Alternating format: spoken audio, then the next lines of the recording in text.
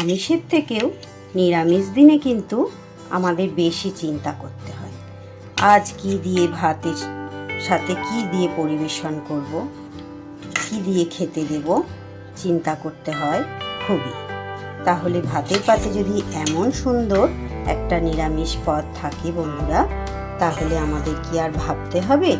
হাতের কাছেই থাকে আমাদের যেসব জিনিসগুলো, যেসব সবজি, সেইগুলো দিয়ে অতি সহজে বানিয়ে ফেলা যায় এমন সুন্দর একটা রেসিপি। নমস্কার বন্ধুরা, রূপাস সিম্পল অ্যান্ড ডেলি লাইফে আপনাদের সবাইকে অনেক অনেক স্বাগত জানিয়ে আমি আজকের রেসিপি আপনাদের সঙ্গে শেয়ার করতে চলেছি। আমার আজকের রেসিপি হলো পটল পোস্ত বা সর্ষে পোস্ত দিয়ে পটলের ঝাল। তাহলে দেখতে থাকুন কিভাবে আমি তৈরি করে নিচ্ছি আমার আজকের লোভনীয় রেসিপিটি। খুব সুন্দর লাগে খেতে গরম ভাতের পাতে।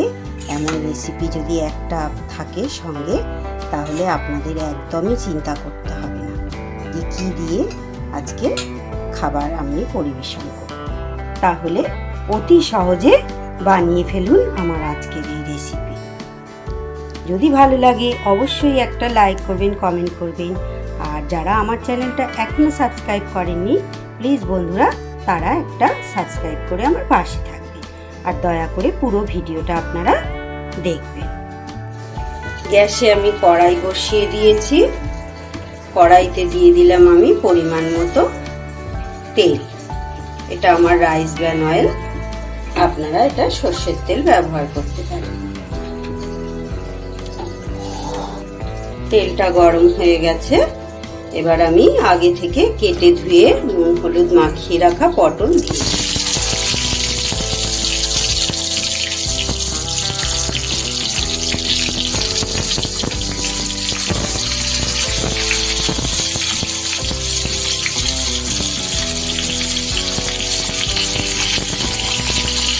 পটলগুলোকে আমি একটু ভালো করে কেটে নেব।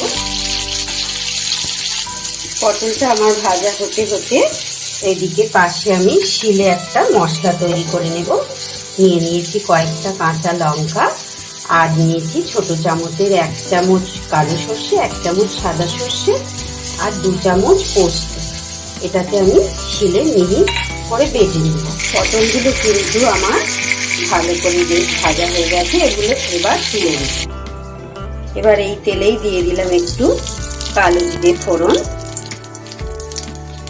ফোড়নটার উপরে দিয়ে দিলাম আমি সামান্য হলুদ গুঁড়ো আর একটু কাশ্মীরি লঙ্কার গুঁড়ো। এই কাশ্মীরি লঙ্কার গুঁড়োটা কিন্তু তেলের উপরে দিলে খুব সুন্দর একটা কালার হবে। এবার দিয়ে দিচ্ছি আমার বেটে রাখা মশলা।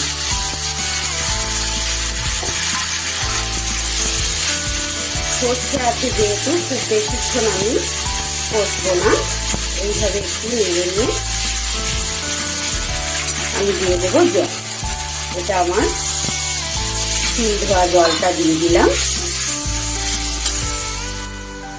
আর দিয়ে দিচ্ছি মশলা ধোয়া বাটির জল। এই শিল ধোয়া জলটা আমার মা বলতেন যে এটা দিলে কিন্তু তরকারি নাকি একটা আলাদা রকম স্বাদ হয়।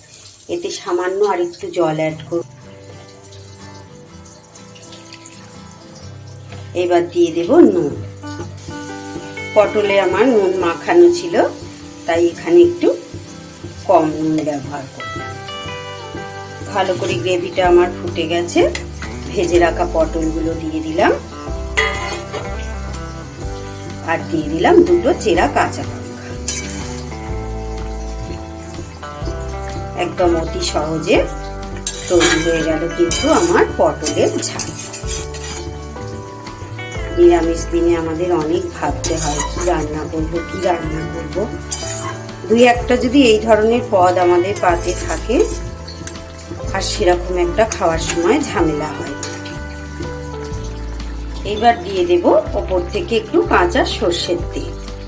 আপনারা যারা একটু মিষ্টি মিষ্টি খেতে পছন্দ করেন, তারা চাইলে এর মধ্যে একটু চিনি দিতে পারেন।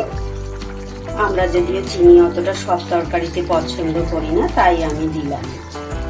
এতে কিন্তু একটু মিষ্টি দিলে খুব ভালো স্বাদ হয়।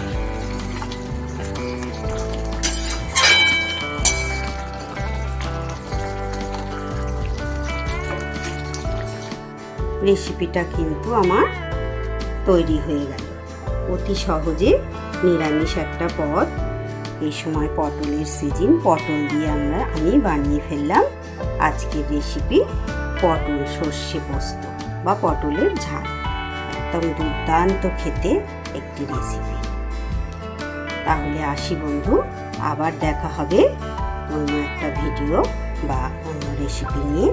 আবার আগামীকাল হাজির হয়ে যাব আপনাদের সামনে। সবাই খুব ভালো